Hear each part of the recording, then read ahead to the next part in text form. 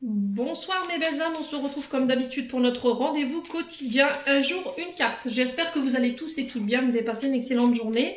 On se retrouve pour le message de ce vendredi 1er décembre 2023. Je vous rappelle que l'énergie pour demain reste une fois de plus générale et qu'elle ne pourra pas faire écho avec tout le monde. Donc vous prenez si ça vibre pas, vous laissez et vous vous rabattez sur les secteurs ascendants et les secteurs lunaires. Bienvenue à ma nouvelle communauté sur le souffle d'un ange by Emily. Merci à toute ma communauté pour sa gratitude, sa gentillesse et sa bienveillance témoignée chaque jour sur la chaîne. Merci du fond du cœur également à tous ceux qui m'accordent leur confiance lors de leur rendez-vous. Et puis on est parti. Dernier secteur de cette journée, ce seront les signes d'air, donc les balances, gémeaux et verseaux. Allez, balance, gémeaux, verseaux pour ce vendredi 1er décembre 2023. Allez, pour nos balances, gémeaux et verseaux pour... Alors, on a l'été. Alors, l'été qui représente 3 mois en termes de temporalité. L'été qui représente également les signes du cancer, du lion et de la vierge. Donc, il peut y avoir des ascendants. Ça peut être une personne en face de vous qui peut être de ce signe. On vous parle d'y voir plus clair sur cette journée. D'accord, après une période voilà, où on avait du mal à y voir clair, on était un petit peu dans une forme de crise.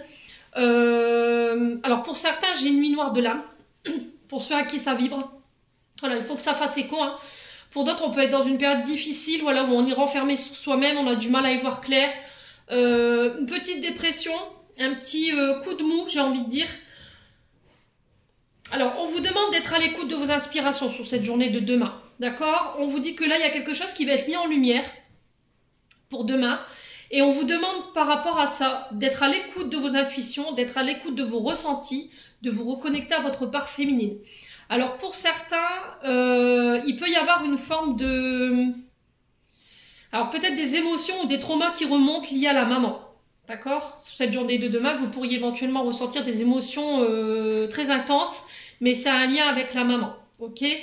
Par rapport à une situation, je vous disais, il va falloir être à l'écoute de vous-même, de ne pas écouter les autres. Parce que j'ai l'impression qu'il y a des personnes autour de vous qui essaient de vous emmener dans une direction que vous ne voulez pas. Voilà, ou une direction qui n'est pas faite pour vous. Et il y a le fait de tourner le dos. D'accord? Alors pour certains, j'ai l'impression qu'il y a eu des trahisons, il y a eu de la manipulation. On vous a mis des coups de couteau dans le dos. Et pour cette journée de demain, je pense que c'est ça qui va éventuellement remonter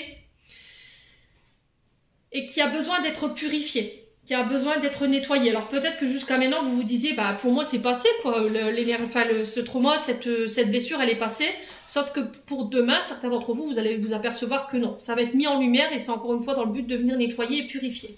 Pour certains, écoutez vos intuitions, je pense que vous allez devoir tourner le doigt des situations, des personnes, peut-être un travail qui vous convient plus, ça va être soudain, ça va être inattendu ici, mais on vous dit que là, si demain il y a des personnes qui vous quittent au niveau de relations, que ce soit homme ou femme, que ce soit un travail, voilà, où on vous tourne le dos par rapport à un travail ou des collègues qui vous tournent le dos, c'est parce que l'univers veut vous mettre en lumière des personnes qui ne sont pas bonnes pour vous et qui sont dans des énergies de trahison. Vous voyez, tout ce qui est énergie de traîtrise, de mensonge, de manipulation, tout ça demain, ça risquerait de vous remuer parce que l'univers fait le grand ménage.